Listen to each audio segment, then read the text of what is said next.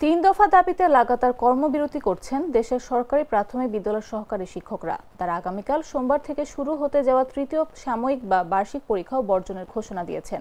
তবে শিক্ষকদের বর্জনের মধ্যেও সব সরকারি প্রাথমিক বিদ্যালয় বার্ষিক পরীক্ষা সুষ্ঠুভাবে সম্পাদনের নির্দেশ দিয়েছে প্রাথমিক শিক্ষা অধিদপ্তর। একই সঙ্গে পরীক্ষা গ্রহণে কোনো ধরনের শৈথিল্য বা অনিয়ম করলে বিধি মোতাবেক ব্যবস্থা নেওয়া হবে বলেও সতর্ক করা হয়েছে। রোববার অধিদপ্তরের পরিচালক কে মোহাম্মদ শামসুল আহসানের সই করা চিঠি থেকে এসব তথ্য জানা গেছে। চিঠিটি সব বিভাগীয় উপপরিচালক এবং জেলা প্রাথমিক শিক্ষা কর্মকর্তাকে পাঠানো হয়েছে। চিঠিতে উল্লেখ করা হয়েছে, আগামীকাল ১ ডিসেম্বর থেকে দেশব্যাপী সব সরকারি প্রাথমিক বিদ্যালয়ে তৃতীয় সাময়িক পরীক্ষা শুরু হবে। পরীক্ষা কার্যক্রম বিনা ব্যর্থতায় নির্ধারিত সময় সুষ্ঠুভাবে সম্পাদনে প্রয়োজনীয় ব্যবস্থা নিতে সংশ্লিষ্ট সবাইকে নির্দেশক্রমে অনুরোধ করা হলো।